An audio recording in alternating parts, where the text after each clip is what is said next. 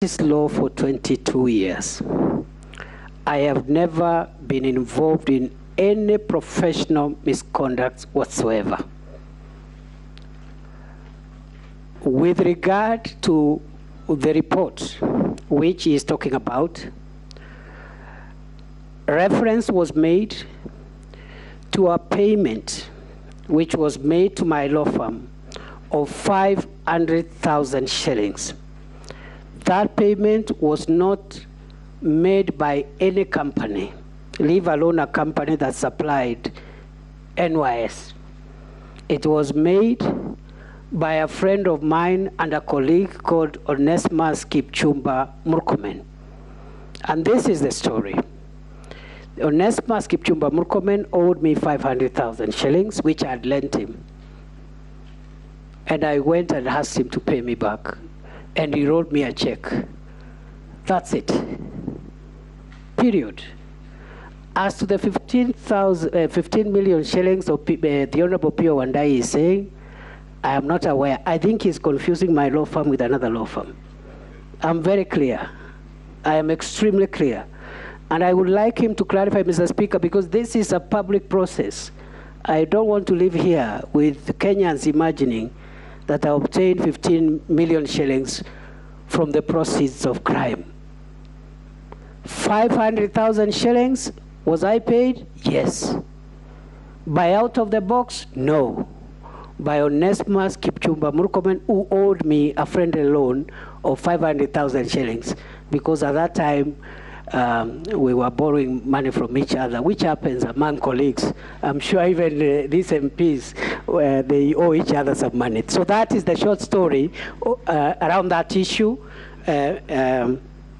Chairman. On the final issue on the running mate, the question raised by the member for Matungulu, Kathiani, or Matungulu this side, Kathiani this side. Now, first, it is not true that I fought so hard to be a running mate. That is not true. What is true, Mr. Chairman, is that I was fortunate to be on the short list of 6 members of my party who were being considered to be running mates for President William Ruto. In that short list, it is also true that I ended up being a runners-up. It is also true that in that process, the Honorable Rigathi Gachagua, who is now Deputy President of Kenya, was nominated to be a running mate, and I was the runners-up. That bit is true. With regard to the question whether I've recovered from the shock, there was no shock, because in the first instance, there was no entitlement to anything. You can only get shocked if you're entitled to something. It was a privilege even to be on that short list, and even a greater privilege to have been a runners-up. It is also true, Chairman, that I did a press conference 2 days later after that process, and I said 2 things, namely that I'll take a break from elective politics, which I did, and 2, that I will not be available for any appointive office during my break. That last bit, I have since reviewed that position after persuasion by my party. My party persuaded me, and in fact, if the honorable member cared to listen to that speech, I said, however, notwithstanding my personal decision, if my party wishes to engage me and requires me to reconsider my position, I'll be willing to listen. So that is what made me to change my mind. Otherwise, it is true what he has said, but there was no shock. And finally, Mr. Chairman, I have no problem submitting to authority. That is the easiest thing. And therefore, my friend Rigathi Gachagua, who is now the Deputy President of Kenya, is my boss. And I have no problem whatsoever working with him and under him, together with President Uhuru Kenyatta, together with President William Ruto. Uhuru Kenyatta is the former President of Kenya. I also served under him very well until he threw me out for no reason.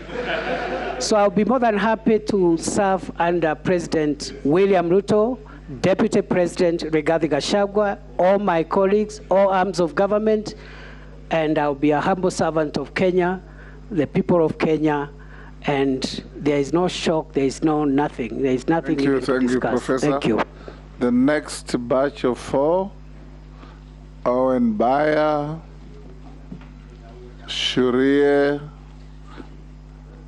Naisula, and Gikaria. The Speaker, it's possible to clarify, Yes. something that the Honorable Professor Kindiki Kithure had raised. Actually, the fact is that the 500,000 shillings was through a check drawn by Singoei, Murkomen, and Sigei advocates to the law firm of Kithure, Kindiki, and Associates. And the data was Kipchumba Murkomen. And the 15 million, just to clarify further, was in favor of Singoei, Murkomen, and Sigei advocates. But this company was one which was dealing with the two companies, with the two law firms. The out-of-the-box solutions is the company which was at the center of the investigations. Thank you. Mr. Speaker.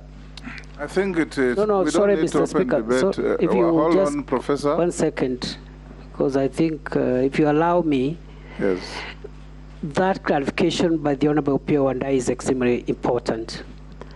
I have said before this committee chairman, I had a relationship, a debtor-creditor relationship with the Honorable Kipchumba Murkomen. He paid me using a check. Where he got the money or who has paid him, I don't know. I have never known. I will never know. That should be what goes on record. What is on record is that the Honorable Pio and I has recanted the 15 million payment, and he has Without saying so. And he has made it clear that it was a payment to a firm that has nothing to do with you. Yes. Isn't that so, Pio? Actually, that's the position. That's the position, yes.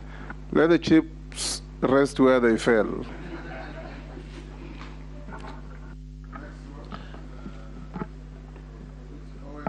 All right, thank you very much, Mr. Shurie, Speaker. Naisula, and Gikaria. Thank you very much, Mr. One Speaker. question each. Okay, and Chair, Professor Kithure Kindiki, you have very well said that you're going to be a very humble but very firm CS if approved, which I appreciate. I also want to take the line that my boss here has said, that the former ministers have been very powerful. But I want you to choose to be a helpful minister, not really a powerful minister, and a facilitative, not a frustrative like we have had before. But within that context, please give us what is your vision for this Minister of Interior and National Administration, and what is your strategy? What do you want to achieve for the betterment of this country? On that line, Mr. Speaker, I would like to ask the nominee. The chiefs in this country have been facilitated by wazee wa vijiji and wazee wa nyumba kumi, and they have been effective because of this lot. But the previous administration refused to recognize the wazee wa vijiji and wazee wa nyumba kumi in law, and refused to remunerate them. And they live as paupers, but they're very helpful within the mainstream administration. What is your vision? Are you going to get them paid, recognized, or are you going to refuse to do so like your predecessor did? I brought a bill to Parliament to try to pay them, but your predecessor refused. Are you going to pay wazee wa vijiji? Are you going to recognize them in law so that they can continue to do the good job that they are doing? I thank you. Shurie. Thank you, Chair. Bwana nominee, there's questions which have been asked about the long and tedious procedure of vetting persons from border communities when they seek identification and travel documents. How do you plan to facilitate access by all Kenyans to these crucial documents that are a constitutional right? Thank you. Thank you. We should emulate that batch. Naisola, follow suit with one question. Thank you, Chair, but I'll request for your indulgence because what I'm about to ask is something that I know many of us share in this committee. And I constantly get the feeling that office holders responsible with matters security don't really understand or even are willing to comprehend the pain and losses caused by insecurity in the North. Cattle rustling is seen as a tradition and a people's backward culture. Kindly allow me to put this into context, and actually I pray for God's strength as I present this. Just yesterday, when I was undertaking this very important national duty, I received a text that criminals from my neighboring constituency, that is Tiati, ambushed herders, injured one person, and drove away with cattle. As if that was not enough, the criminals continue to be bolder by the day. This morning, they attacked again. As we speak, they have killed one person. 2 people are missing, one who is actually my staff, and they've stolen goods. On a normal day as a leader, I would have dropped everything, including this assignment, and rushed to my constituency to condole, bury, and have local security meetings. Then back to Nairobi, go to OP, we get a chopper, we go for security meetings, and we come back to Nairobi. Calm is restored, then reiteration attacks, most likely from my community, will take place, and the cycle continues. And this is the daily life of a typical pastoralist living along the border of another pastoralist county.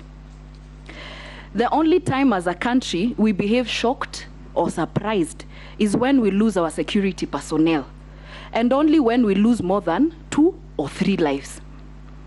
When will one life be too many to lose in the northern parts of this country? It should never be lost to us that at one point we lost over 42 police officers, and the only thing we have to show in Baragoi is a monument with the names of these fallen heroes. As a leader, I don't run away from my responsibility and have been consistent and diligent. But, nominee, I am tired. I am honestly tired. And Kenyans are tired.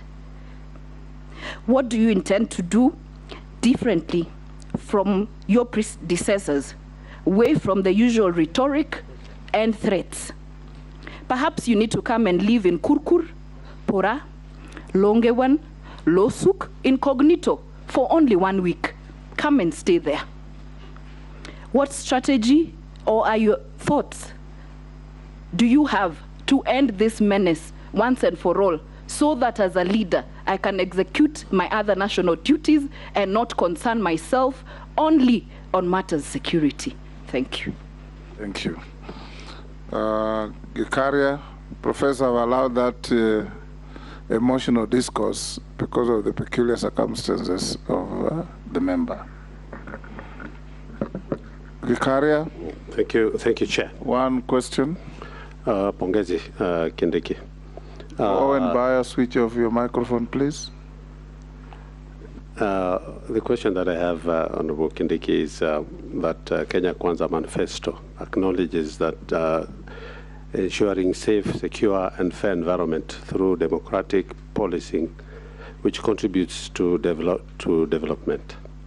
What measures will you put in place to revive community policing initiative in urban areas and restore the public trust in the National Police Service? And I'm saying this because at the same time, maybe you can give us what constitutes a criminal gang that is supposed to be, to be banned, you know, like these criminal gangs. In my place now, there is a gang called Confirm, and it is really bringing a lot of insecurity issues within the. So what would be required for that group to be, not to be confirmed, to be, you know, declared illegal, such that we can restore peace and order in Nakuru at large? Thank you. Professor, those are 4. You can respond. Thank you, Chair. On the first one, I promise to the nation and to the House, to this committee, that I will do what the Honorable Baya has recommended, which is to be a helpful and facilitative minister on this very sensitive docket. My vision is to transform the national government administrative structure, NGAO, from a structure which has the amenability for misuse by politicians and leaders, to increasingly allow this very useful structure to concentrate on its mandate, which is to sensitize the public on government programs, mobilize the public on important national issues, and actually be agents, the agents of government for service delivery and citizen empowerment. That is the vision I have for this cadre. It can be done, it will be done. I also envisage a difficult project of trying to improve the relationship between our police service and citizens, because there has been over the years broken relationship and trust deficit between the police and the public. And some of the reasons for that trust deficit, some of the reasons are actually beyond the control of the police officers themselves. The poor terms and conditions, the lack of facilitation at the service delivery points. For example, you have over 600 police stations without a penny in terms of AIE. You want that OCS to arrest a suspect. It is up to that OCS to feed the suspect and take them to court. You want a DCI officer to record a statement. They do not have money even to buy a notepad or a pen. So some of the things we blame the police officers for are actually caused by lack of a working environment that is suitable for delivery of services. So I intend also, in line with the Kenya Kwanza bottom-up model of delivery of services, to use the police station as the service delivery point and work from there upwards, as opposed to relying only on the top commanders in terms of trying to understand the working environment in which our police officers work. With regard to Nyumba Kumi, I am a firm believer that this is a very critical organ within our security architecture. The kind of requests that have been presented by this cadre are very modest, actually, including 500 shillings for 2 meetings a week. That's 1,000 shillings a week. It can even be 2 meetings a month. And using the budget that is already available, we can cut down on non-core expenditure and make sure we deploy some of the resources to be able to appreciate this very critical cadre, which is at the bottom of the pyramid of our security architecture. With regard to community policing, Honorable Gikaria, I agree that there are a number of organized gangs in many of the urban centers in our country, with some form of permanence, organization, and command structure. And therefore, perhaps those are details we need to share so that we can, if there is a consistency, and these elements exist in the people committing those crimes in Nakuru, we can be able to support you and the people of Nakuru to make sure that we get rid of these people.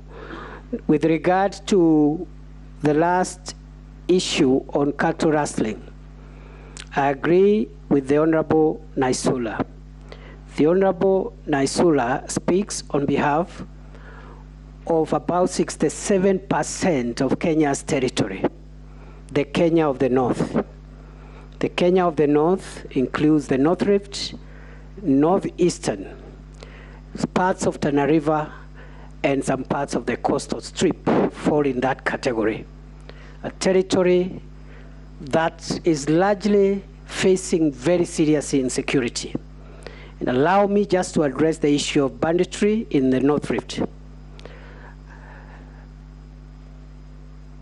I have been instructed, subject to this approval process, to make sure that we deal with banditry once and for all in the North Rift. Therefore, what am I going to do? I'll not be sharing operational issues here, but one of the challenges we have is the lack of operational capability for our officers who are serving in those areas. I have requested for facilitation so that we are able to improve the existing capabilities both for air and land mobility, but also for protection of officers to ensure that they keep the peace there and deal with that issue. We will also have to invoke the provisions of the Constitution and the National Police Service Act to ensure that we actually energize the community policing program to make sure that we don't just rely on soldiers, on officers who are just posted there and they do not even understand this terrain. So that the community helps the officers to be able to track the criminals, and in the meantime, as we venture into that collaborative community policing initiative, in the meantime, you'll allow us to do what the law says should happen to criminals. And I would not want to say further than that for now, except that I am instructed to ensure that the banditry problem is resolved once and for all. I assure Kenyans, and I assure this committee, that I will make whatever sacrifices that are required to be made. I will stay focused until this problem is over. Even if it means, Honorable Naisula, coming to live in the North Rift. Not for a week, not for a month.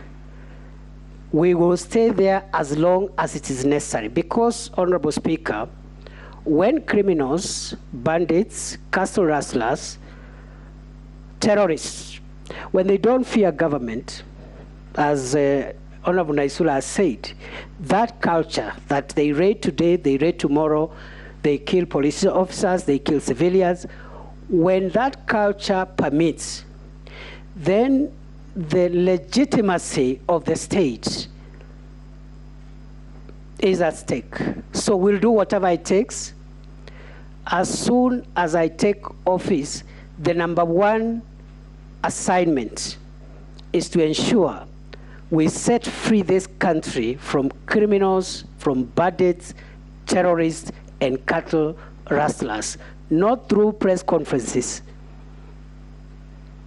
We will speak less because security does not require speaking. But I also want to assure the nation, the Honorable Chairman, we will follow the law. We will respect the Constitution. We will respect all the international human rights and humanitarian treaties that are part of the law of Kenya. But we will still do the job, because in some of the most secure countries, ruthlessness with criminals is matched with the respect for human rights. So law-abiding citizens don't have anything to fear. There will be no extrajudicial killings. There will be no abuse of human rights. but we will do to criminals what needs to be done for them under both national and international law. The next batch of Shuria's question on issuance of travel documents. I think it says you didn't answer that. Yes, I think the Honorable Shuria, the issue of, particularly the issue of vetting in northern Kenya, is not a requirement of the law, it's an administrative measure. In light of the need to respect fundamental rights and freedoms and make sure that there is no discrimination, we will increasingly review the procedures for vetting to make them human rights friendly and friendly to the citizens of Kenya. But in the long term, Honorable Chairman, the long-term solution for that vetting problem, which is a bit uncomfortable, I must say, but is necessary, is when the country will adopt a unique identifier number at birth. An attempt was made under the Vision 2030, under the IPRS project, which was abandoned, and then the Huduma bill came and took over some of that effort and brought confusion. Some of the matters are in court. But the moment you are able to have a unique identifier number at birth, then you will not need to be vetted by anybody, because government will have the record of every child, every person born in Kenya. So the idea of vetting will go in the long term. But in the short term, please, we must secure our borders, and there are many ethnic consanguinities and relationships, especially in the north, with other ethnicities in neighboring countries. So it's not supposed to be a punishment on Kenyans. It's just meant to ensure that at least we secure our borders and make sure that we protect the Kenyan population. We will ease that and make it human rights friendly. Eventually, that has to go when that project on an integrated population registration system is complete. Posing Emase Raso Koech. I thank you, Honorable Chair, for giving me this golden opportunity. Everybody will ask a question, so don't worry. For giving me, Mr. Chair, this golden opportunity. And Professor Kindiki, the nominee, if this committee sees it fit to approve you, and the House definitely then agrees with the committee, if that happens, you are coming at a very interesting time. Very interesting time, Professor Kindiki, when this country is facing myriads of threats in terms of insecurity. But allow me to ask you, Professor Kindiki, what new thing will Kenyans be expecting from you, and particularly from the area you say 67% of the place, and North Rift, and specifically where I come from? I can feel Honorable Lesuda. But let me ask you, Honorable Professor, the government has been using this approach called operation, which now I have, from my own study, I have renamed it extrajudicial killing. And I'm talking from a community, Honorable Professor and Honorable Chair, that has suffered this extrajudicial killing. But they name it operation so that it looks good. It looks accepted to be meted on a community like Pokot. Honorable Chair, you can remember. The worst one was in 1984, where almost 25% of Pokot were exterminated through that operation. Honorable Chair, through the same strategy operation.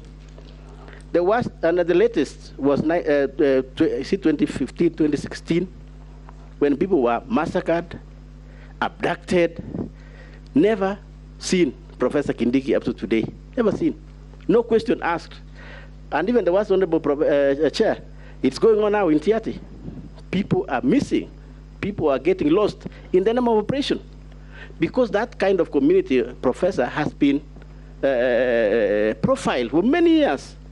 And therefore, they have become like the bunching back, or it is true to do an operation in West Pokot. So you wake up, and in fact, that might be your measure, performance contract. If the first thing, you hit. So Professor Kindiki, these are people of Kenya. They have suffered. What new thing will you bring, Honorable Kindiki? Thank you. Finally, Chair. More than your bite. Finally, Chair. Yes. The normal norm in Kenya is, if you want to become a police in recruitment, you must pay money to be recruited. That is the critical and biggest issue, Honorable Chair, if you allow me, that Professor Kindiki, knowing his background, must come and deal with it, Honorable Chair, so that people can feel they can be recruited fairly without selling land. I thank you, Chair. Emase? Thank you, Chair. My concern to the nominee is on addiction and alcohol abuse. Addiction and alcohol abuse is on the rise, and it is a crisis. So my question is, what are you going to do to address this menace? The issue of narcotic drugs. How are you going to manage to tackle the issue of trafficking of drugs? And Chair, just allow me to echo the issue on IDs, because I come from a border constituency, that is Teso South. If you're going to Uganda, members will pass through my constituency. I welcome you. And our men have married from Uganda, from the diaspora. So I have a situation where we have grandmothers. These ladies were married 20 years ago, 50. Up to today, they're being treated as foreigners. They cannot own property. They cannot get IDs. This process is so tedious, it is long, and I will be following, assuming we approve you. I think that's an area I'll be following up on you to see whether it can be improved so that these women can be recognized. So that they can own IDs and they can own property and they can enjoy all other services as Kenyans. Thank you. Russell. Thank you very much, Chair. Professor, if the House approves your nomination, you'll be the first lawyer who will be sitting in Interior. That in itself will be a history. In Kenya, there are two laws that are operating. One law is in the 67% that you talked about, and the other law operates in the remainder of the country. What the honorable members from the pastoralist communities have raised are far-reaching.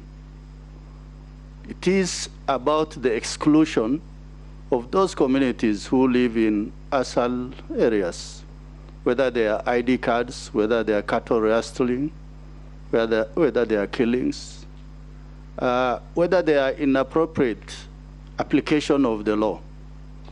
So my question to you, because Interior is the anchor around which Kenya moves, but more and more we see that the problem is not even in Pokot, it's not in Marsabit, Isiolo, or Garissa.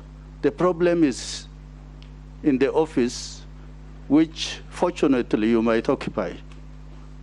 How do you intend to go about in making Kenyans feel that they are in a unitary state and they enjoy equal opportunity as Kenyans?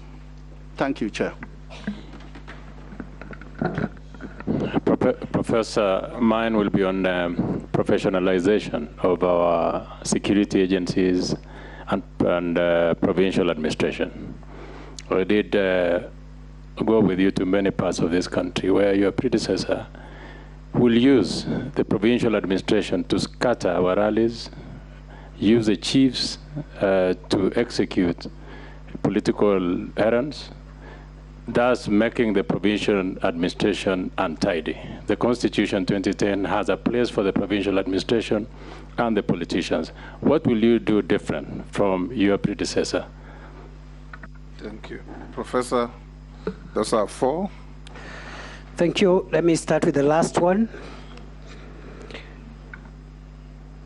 The president has already pronounced publicly that it is not the intention of this administration to use national government administration officers or police officers to do politics. Taking cue from that pronouncement, which is as it should anyway, we, and I can say I, subject to the approval by this House, will refrain from interfering in any way whatsoever with the decision-making independence and operational independence of the police, but at the same time, I'll refrain from giving any instructions to the national government administration officers to facilitate the politics of any political party, including Kenya Kwanza, because that is against the Public Officer Ethics Act. It is also against the Ethics and Anti-Corruption Act. It is unethical for a member of the National Government Administration Office to support the activities or the political activities of a political party, and to use the instruments that are supposed to be used to protect citizens and their property to propagate the political activities of any political party. With regard to the issue of cultural lasting again, which has been repeated by the Honorable Kosing, one, there is need for enhanced capability. You remember in 1996, this country lost a district commissioner, Mr. James Nyandoro, when the helicopter he was flying, as he was trying to track cattle which had been stolen in Turkana, was shot down by bandits. When I talk about capability, I mean the need to modernize the armed personnel carriers, both land and air carriers, because the kind of carriers that require to get criminals out of the caves and gorges are the type that cannot fall under the fire of these bandits. I know a case has been made that violence is not an option, and I agree. But it's one of the options. It's one of the options. It's not the only option, but it's one of the options, because what language are you going, what discussion are you going with a criminal who has stolen 100 cows from an innocent person and is hiding in a gorge? What is he doing in a gorge in the first place? So you flatten the gorge to start with. Then now you can, because what is he doing in a gorge with people's livestock? So that is one of the issues, the issue around capability, including personal protection of the young officers that we send sometimes, and even the more experienced ones. I've seen a GSO officer was shot the other day, somewhere in Baringo, shot dead in the line of duty. And then, so some force has to be used. But I have also assured the nation we'll follow the law. The Honorable Didaraso is right. I am a lawyer, and not just a lawyer. I'm a human rights lawyer. That's what I trained in. Even the most established democracies must use violence to protect 99% of its citizens against the 1% that want to destroy our democracy, period. I have no apologies to make about this. That is the law. We will respect human rights. There will be no extrajudicial killings, but criminals have to be faced as criminals, period. And crimes have no ethnicity. Crimes are not political.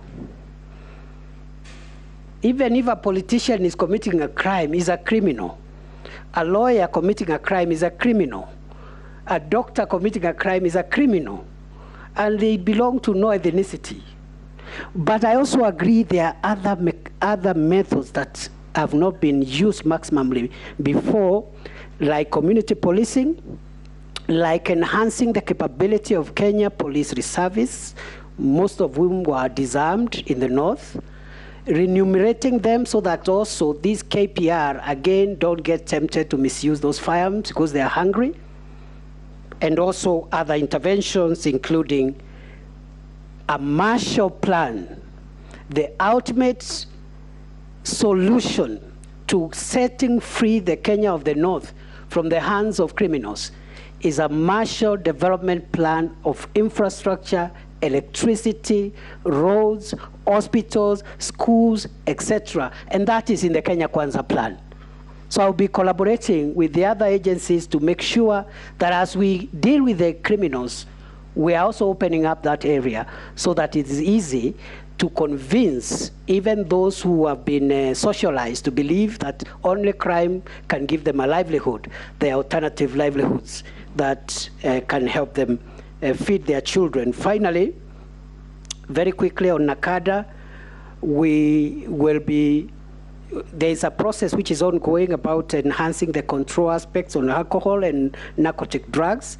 My 1 second take of how else we can improve this is to use the education curriculum review that is taking place through a task force now to see how we can just try and resocialize our children, because the drug addiction menace has cascaded to very young sectors of our population, and only the education system, which is the software that instills positive moral values, can perhaps be used even as we enhance the control of these substances among our population. And from the Honorable Emase, the issue of spouses and citizenship is one of the reform measures which I am informed is already ongoing, to make sure that there are no delays. If the principal spouse, for example, has citizenship, the other spouse application should not delay, and so forth and so on. Thank you, Mr. Chairman. Point of information, Honorable Chair. Point of information. Who do you want to inform? I want to inform the nominee. Okay. It's fundamental, Honorable Chair, at the level. Maybe I wanted to inform the nominee, Honorable Chair, of an experience which you and I know, what was done in Uganda by President Museveni to pacify one of the worst areas called Karamoja areas. When Museveni took over, Honorable Chair, you know that. He has pacified the entire place without using this extrajudicial killing. And if you go down to that side from Moroto, Amudat, that is where, of course, our community live, you rarely see anybody with a gun. But if you had to go there, maybe 1980s, everybody had a gun. What happened in Uganda is not happening in Kenya, Honorable. So that's information, Honorable Chair, that I want to share with the nominee, now that also Uganda is our friends, that he can also enjoy that information from Uganda. I thank you. Yes. Ferdinand Mishi Daud Amisi. Yes, Honorable Russell. Thank you, Chairman. I believe the good professor did not answer my question to my satisfaction, particularly in application of the law, that there are two laws that are operating in this country. The laws of some parts, the 40% of the country, and the 60%. And that is why the honorable members from the arid and semi-arid lands have raised very heavy issues on this floor. I thought he said that he acknowledges persistent and consistent discrimination of people living in the north, and that it's going to be his duty to make sure that this becomes part of our history. He didn't say those words, but that's how I understood him. Is that so, Professor? That is so, and I said because many of them are administrative measures, they are not legal measures, we will sit down with the leaders and communities to see how we can make them more human rights friendly, but I did caution that some of these measures are critical to secure our borders, but they should not be used to punish citizens. So increasingly, no person from any part of Kenya should feel being treated differently. And so I will be seeking the support and counsel from the leadership from these areas to see what can be improved without hurting critical aspects of national security. The next batch of 4, Ferdinand, Mishi, Daud, and Amisi, all honorable members of the committee. Each members.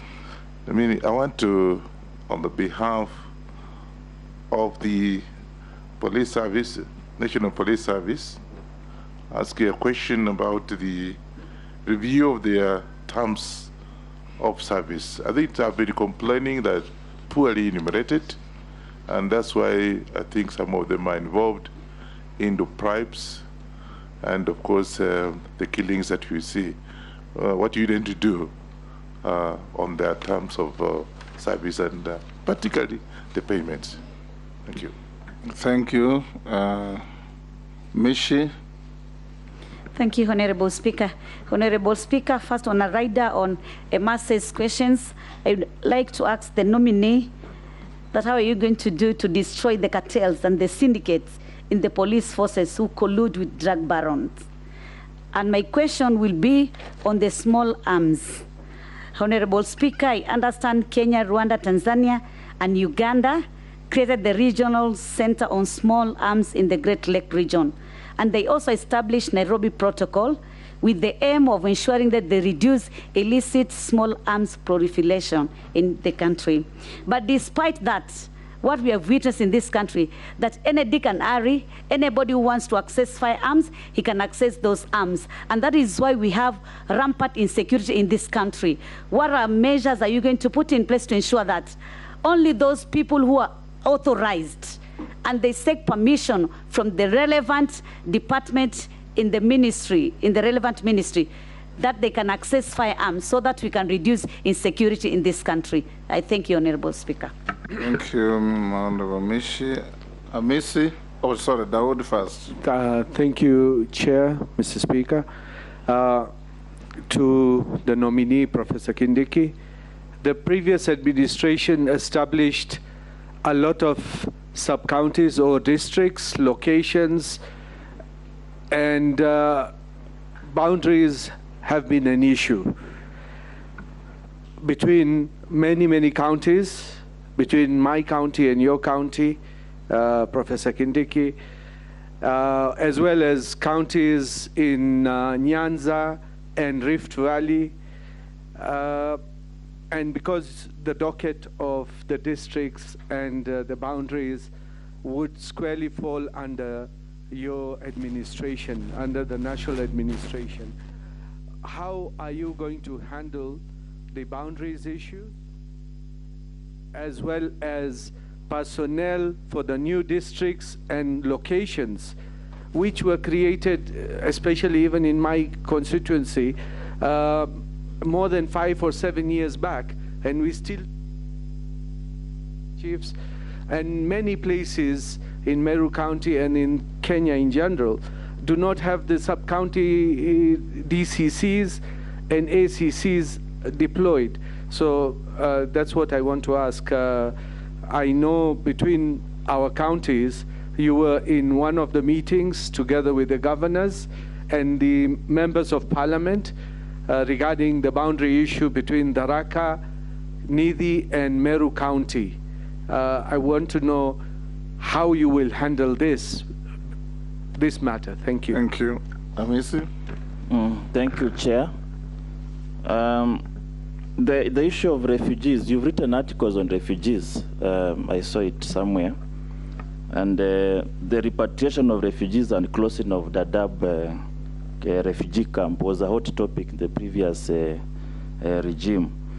How are you going to handle it going forward? Are you going to revise the decision that was made before in regard to that? Influx of foreign nationals is also a big issue here in Kenya. We are going towards regional blocks, East African community expanding, African Free Trade, African Continental Free Trade Area. We are opening up our borders too much, and in long run, we are going to be overflown. To remember what has happened in South Africa because of opening up borders, then you start having xenophobic attacks to foreigners. Close related to that, the NHIF of the police officers has been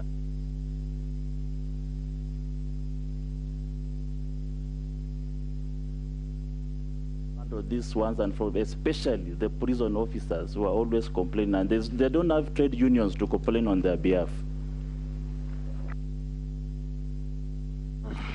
Another 4, you can answer those. Thank you, Chairman.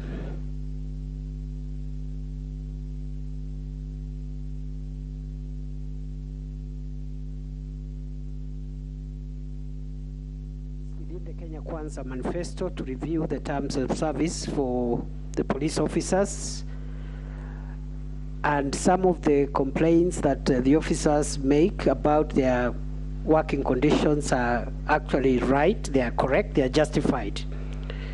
So we shall be looking at how to handle that within the resource constraints of the country, and also within the independence and mandate of the Salaries and Remunerations Commission.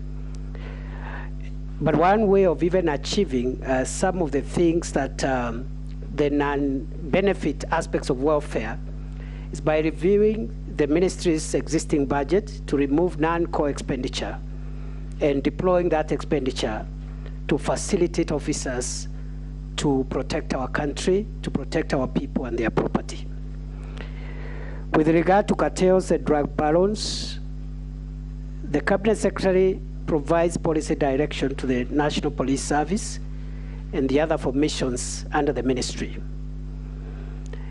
Through this oversight, which is provided in law,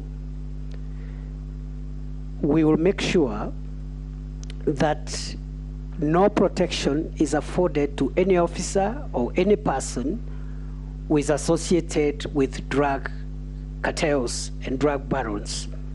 So we are going to perform our duty to provide the policy oversight on our forces. Because when the instructions and policy directions come from the top, it's easier to manage than when there is none. With regard to proliferation of small arms and light weapons, I would like to respond as follows. That one, we may have to review and look at the framework for licensing of firearms in this country to ensure that the right people are the people who are licensed to carry firearms. Secondly, with regard to firearms already in possession of, in the hands of criminals, we will have to review our policy on disarmament, demobilization, and reintegration to ensure that we mop out firearms in the wrong hands. And this is associated with the program that we discussed earlier in this session about how to ensure that we pacify and make it peaceful in most of the countries where bandits are reigning supreme. With regard to sub-counties, all sub-counties, locations, sub-locations which have already been established by law should have personnel. So I'll be sitting with all leaders who are representing areas which have this kind of needs, and this will be something that we'll implement with immediate effect so long as a sub-county has been gazetted in accordance with the law and the locations and sub-locations have been created in accordance with the established procedure. With regard to boundaries, the Constitution of 2010 froze the review of boundaries and applied the Districts and Provinces Act of 1992 But the Constitution also in Article 188 requires a review of boundaries, county boundaries, through a process which is independent from the electoral and boundaries process. So some of these historical issues will be resolved through that way. But in the meantime, the struggles around boundaries are normally struggles that are fueled by political leaders.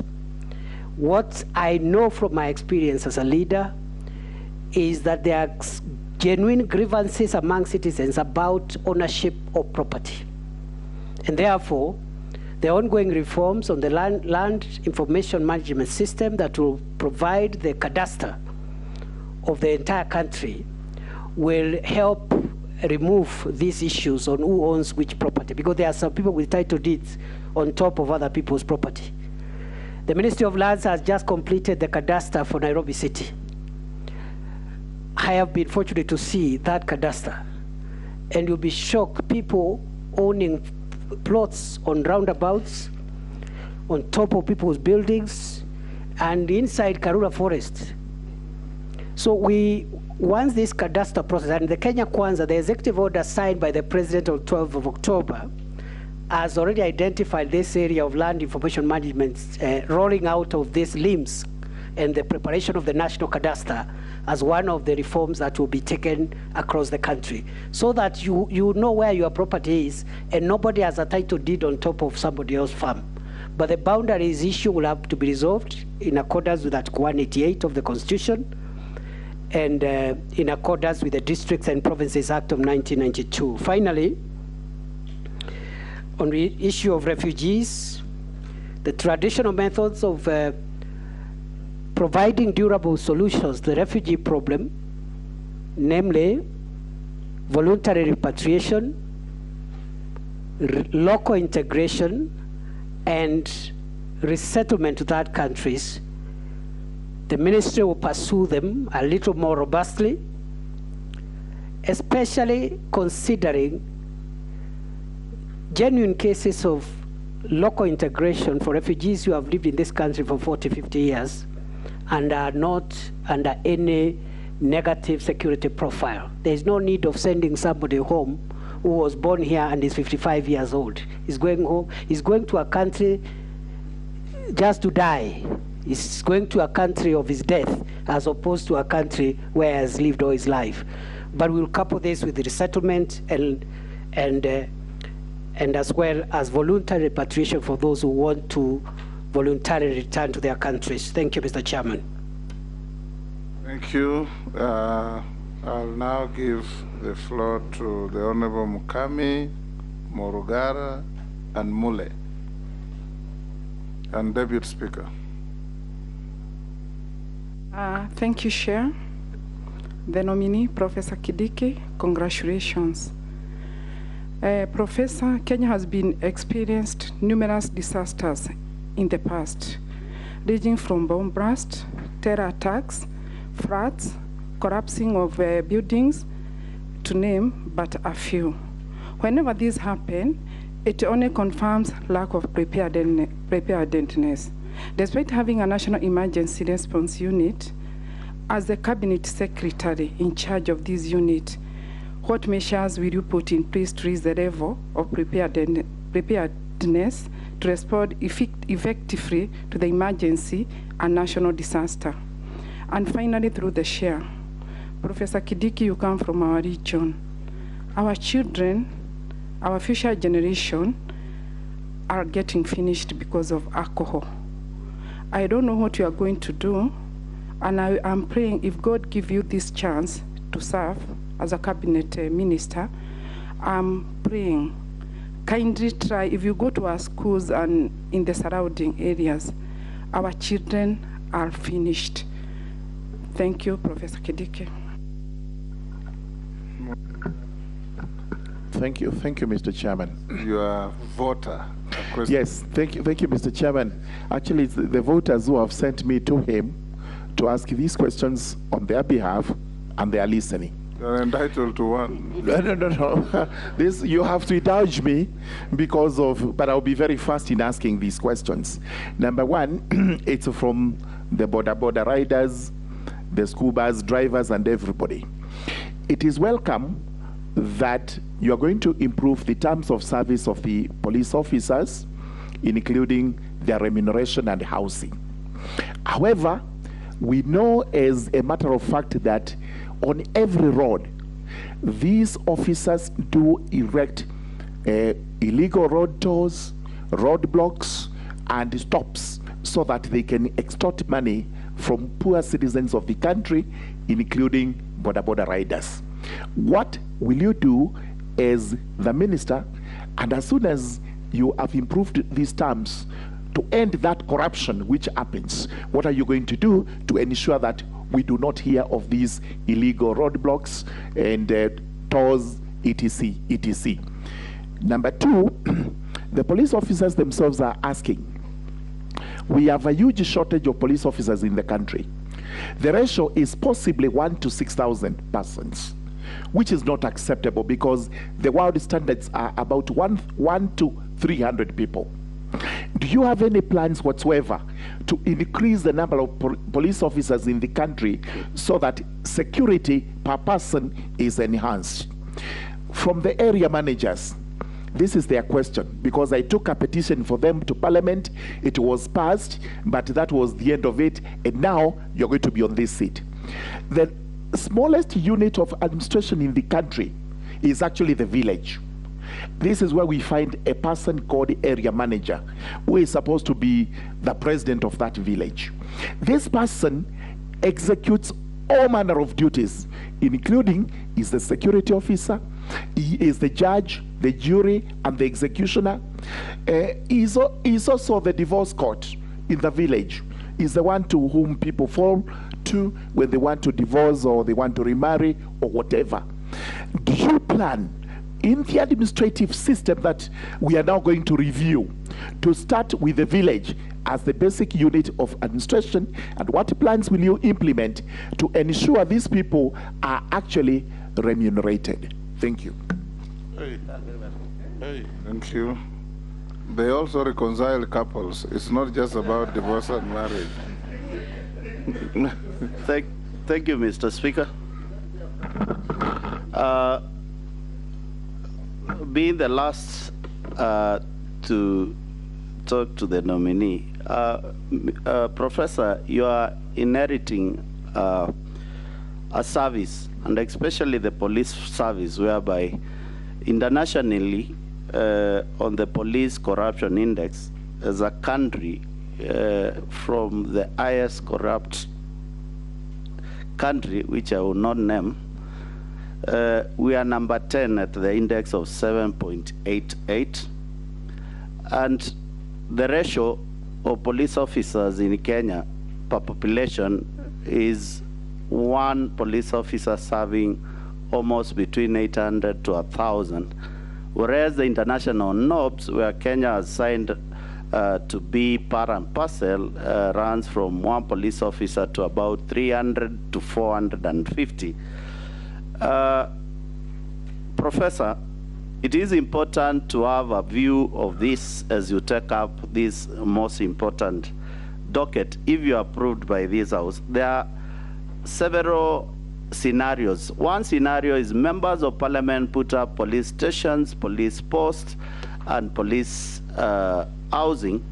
And the last regime, without public participation, collapsed some of these units, and I can attest some of those properties are idle without police officers, creating an extra exposure of risk to Kenyans involved in those areas.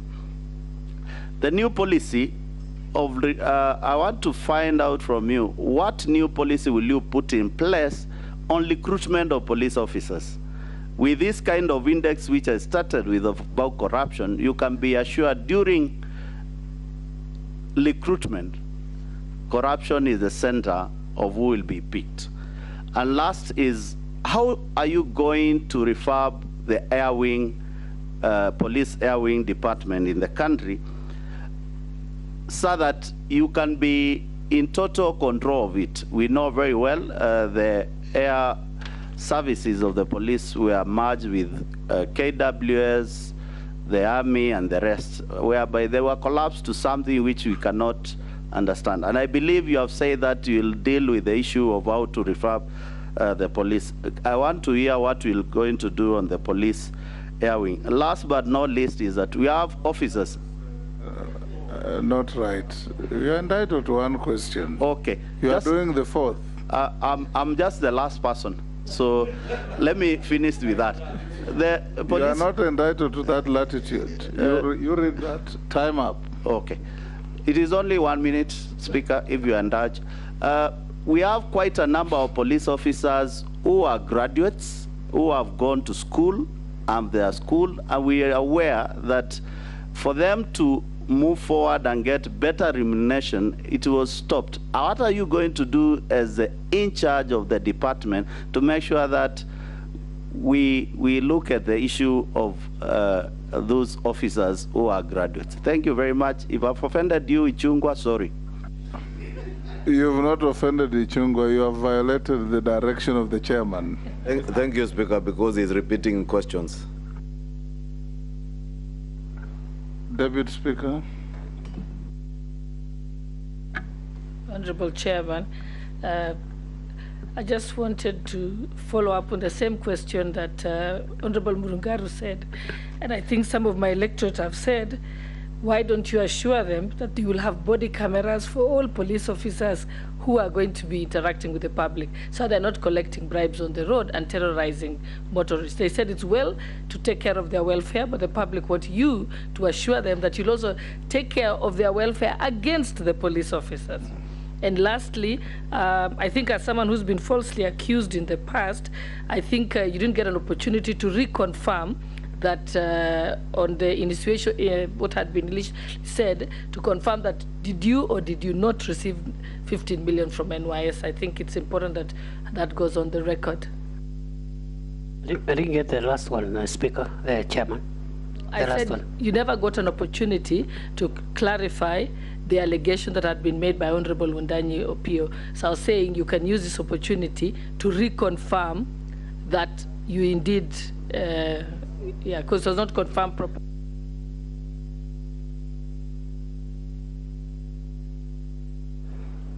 Go ahead, Professor. Thank you, Speaker. With regard to disasters, the Security Laws Amendment Act of 2014 made a lot of progress with regard to providing a multi-agency responses to security concerns. We have the country has a humanitarian disaster preparedness and response mechanism, but that has not been well anchored in the law. My objective is to make sure that the same is properly anchored in law, but above that, to integrate the civilian interventions and responses to disasters with the security agencies, so that you have one comprehensive response which involves both civilians and also members of the security forces. With regard to alcohol, I think it's a national problem, as I have said.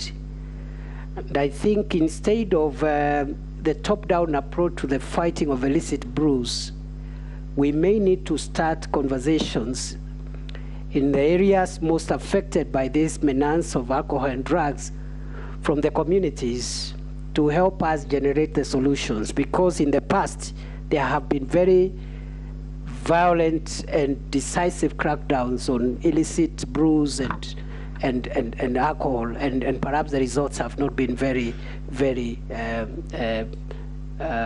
successful. With regard to borders and school buses, I am aware that the National Transport Safety Authority is working on policy on the transportation through borders, transportation of school children and the use of school buses, and also transportation of dangerous goods. And that can be a good opportunity for us to define what traffic police can or should do. But on the direct question of roadblocks, I think the issue of roadblock is an outdated policy of traffic management and policy. We should move towards the digitization of road safety management to ensure that people who violate traffic rules are electronically identified and are also electronically punished, so that you don't stop not just school children, you also don't stop not just border borders, but you also don't stop somebody coming from church with his family, and because of overspeeding, exceeding the speed limit by a few kilometers per hour, you book them in a police station until the weekend is over, when you'll take them to court. There are easier ways of electronically dealing with those management of road safety. So we'll be following up on that. And those spikes and whatever are things Kenya should move away from. They don't look good. They even are sometimes causes of accidents and lack of safety on the roads. With regard to the issue of area managers, it is my view, I believe, that area managers should be compensated for the work they do without affecting the budget, because again, the resource pass continues to remain the same and the needs are increasing day by day. With regard to the question of police people taking bribes, this is the lowest image problem we have in the police force. I'll take leadership in trying to ensure that the police are able to reclaim their position and dignity among the society. And we will take measures, both deterrent, but also through a reward system to ensure that it becomes, corruption becomes something that can be, it's an exception within the force, by encouraging a reward system and a name and shame program within the force. With regard to prison services, yes, the reforms that we intend to do in the police service will also happen in the police prison service. And in fact, since the departure of the Honorable Mudia Warriors, Minister for Home Affairs, prison reforms have stalled. And this is an area which I think we require to be looked at afresh, with a view of making sure that these places become places of rehabilitation and correction of offenders, as opposed to places where people go to commit even further crimes when they are already in custody. Finally, with regard to recruitment, I want to promise this country and this committee that if I am approved as Cabinet Secretary for the Interior and National Administration, I will do whatever it takes to make sure that no Kenyan pays 1 shilling for their child who merits to be recruited within the police service, the prison service, and other formations under this ministry. Thank you, Professor. Let me also ask you just 2 questions. The first one, Professor, is the integrity of the Kenyan passport. The Kenyan passport is said to be one of the easiest to forge. Criminals from our neighbors, our brothers from West Africa, and many others. As foreign minister, I encountered cases where there were nationals of Zambia, Guinea, Nigeria, all these countries, in jails, particularly in Asia, China, Thailand, where narcotic crimes are punished very heavily. And they are profiled and identified there as Kenyans because they have forged and are carrying Kenyan passports.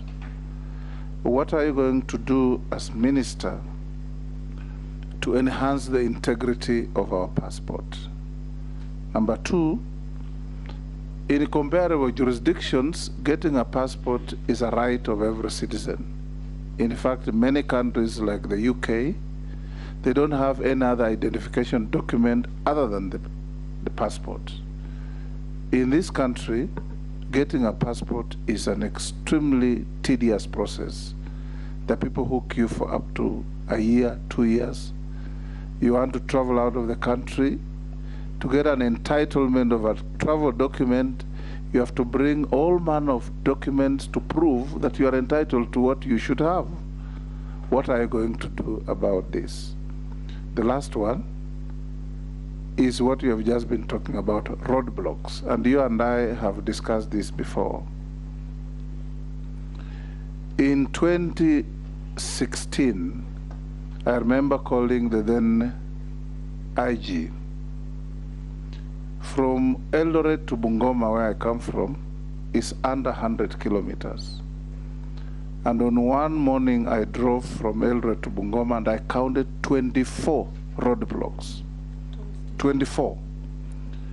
Each roadblock is being manned by an average of 4 to 6 police officers. And you could see no crisis that warranted either those numbers at each roadblock or those numbers of roadblocks.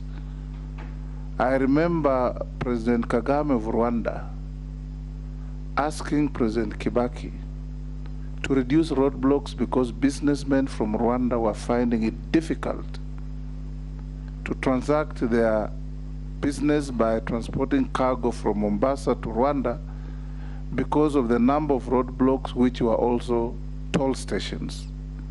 What are you going to do to eliminate this menace? Thank you. And may I also disclose to the committee that the Honorable nominee is a very close friend to me. We have practiced law together, and we research and write some things together in furtherance of the law. Thank you, Chairman. Chairman and honorable members, with regard to forgery of the Kenyan passport, the e-passport features introduced in 2017 September goes a long way in upgrading the security features and the status of the Kenyan passport internationally. Unfortunately, the uptake has been slow. Until now, only 1.6 million Kenyans have converted the old passports into the e-passports out of the 3.5 million Kenyans who own passports. The deadline has been extended, and under the East African Community Protocol, I think the deadline now has been extended to December, 30th November. But I doubt that even with that extension, there will be many more Kenyans because of the reasons, some of which you have highlighted. So this forgery issue, once every Kenyan has e-passport, will be something that perhaps will be a rare occurrence. Mr. Chairman, honorable members, I believe, just like the chair does, that a passport is a basic identity document. In fact, every Kenyan should have a passport. And to this end, I believe also, in line with the Kenya Kwanza manifesto of a bottom-up approach and empowering people, one way of empowering people is to make people, even at the grassroots, empowered even to move out of the country for trade, for business, for whatever venture they may want to engage in. So I hope that we can move this 3.5 million passport to about 10 million passports in 5 years. And it will help you collect revenue. Absolutely. It's one industry. You are right, Honorable Chair, because this is one sector which government really doesn't need to spend a lot of investment in terms of resources, because it generates revenue for government. Number two, Honorable Chair, with regard to what we are going to do to make sure many more Kenyans acquire passport, we are going to increase the passport submission centers. Right now, there are about 7 passport submission centers. The intention is to ensure in the next 5 years, there is a passport submission center in every county of our country. Other than that, for Kenyans who live abroad, it is intended that we, subject to the approval of this House, will ensure that we increase the number of passport submission centers from the current 7, namely New York, Washington, London, Berlin, Pretoria, I think Qatar. We will increase from 6 or 7 to about 25 within the diaspora in the next 5 years. Mr. Chair, allow me also finally to say, however, the printing of passports must remain centralized. The submission of passports could have as many centers as possible, but the printing for purposes of security must remain, just like printing money, must remain centralized. And therefore, we will be empowering the Immigration Department with capacity to offer centralized printing services. Finally, on roadblocks, as I have said, Chair, I agree with you. This is a very archaic method where you put spikes. In fact, it's an obstruction of traffic. But you know, it's something we have gotten used to as a country for a long time. So you can't really blame the police as such.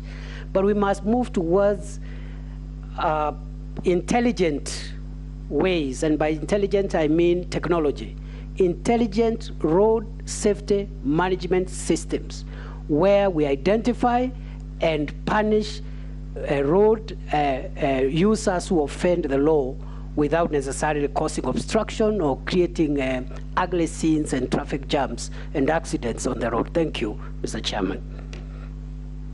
Thank you, Professor. I'll give you 3 minutes to tell us what you wish this committee to do with you and for you. Mr. Chair, thank you for that opportunity, this opportunity to address this committee. I would like to say as follows. It has been the honor of my life to be nominated by President William Ruto to serve as Cabinet Secretary for the Interior and National Administration. I remain grateful to him, and I also remain grateful to my party, through which I have grown in my career in public service.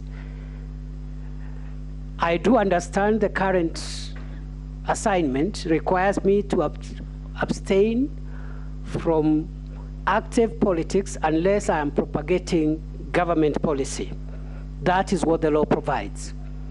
I therefore want to take the opportunity to assure the President and the people of Kenya I will serve diligently, I will serve with integrity, and I'll apply my mind, my energies to try and resolve national security challenges that affect our homeland today, some of which have been discussed in this meeting. I also want to say that I will serve with integrity and fight within my ministry any efforts to divert public funds, misuse public funds, misuse public human resources for political or other considerations. I also promise this House, I'll cooperate with Parliament and other institutions of state to serve Kenyans. Finally, if I am approved, I'll remain grateful to this House for the opportunity, and I promise I will not let Kenya down. I'll do my best for the country, and this is a solemn promise before God, before the President, before government, and before my fellow citizens. If you approve me, you will get value for that decision. Thank you, Honorable Chair. God bless Kenya, and God bless you. Thank you, Professor. You are now released to go to your other duties, and God bless you too. I'll give you 5 minutes break, health break. 5 minutes.